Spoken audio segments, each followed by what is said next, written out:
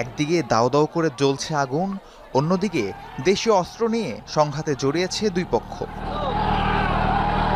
স্থানীয়রা জানায়, ফরিদপুর ১ আসনে বিএনপির মনোনয়ন প্রত্যাশী শামসুদ্দিন মিয়া ঝুনু এবং খন্দকার নাসিরুল ইসলাম বিপ্লব ও সংহতি দিবস উপলক্ষে ফরিদপুরের বলমারীতে শোভাযাত্রার আয়োজন করেন তারা। বিকেলে ওয়াবদা মোড় এলাকায় সেই শোভাযাত্রায় অংশ নিতে জড়ো হন দুপক্ষের অনুসারীরা।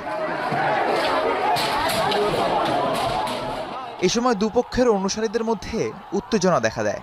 এক পর্যায়ে সংঘর্ষে জড়ায় তারা। ধাওয়া পাল্টা ধাওয়া, ভাঙচুরের পাশাপাশি বেশ কিছু মোটরসাইকেলে আগুন দেয়া হয়। ফায়ার সার্ভিস আগুন নেভাতে গেলে পথরোধ করে তাদের বাধা দেয় বিক্ষুব্ধরা।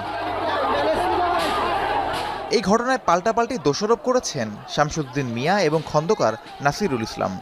আমরা শান্তিপূর্ণ মিটিং করছিলাম এবং রাস্তা দিয়ে তারা যাওয়ার সময় আমাদের লোকজনকে প্রথম ইট পাটকেলের উস্কানি দেয়, তারপরে তারা উপর ঝামেলা করে এই পাঁচতলায় ভবনটি রাস্তা যা ছিল ভাঙচুর করে অগ্নি সংযোগ করে তছনছ করে আমাদের এই নেতাকর্মীর উপর মিছিলের উপর হামলা করে, জয় বাংলা স্লোগান দিয়ে, আবার কেউ নারায় তকবীর আল্লাহু আকবার বলে স্লোগান দিয়ে হামলা করে আমাদের বহু লোক নেতাকর্মীকে কুপিয়ে ইট মেরে আহত করে।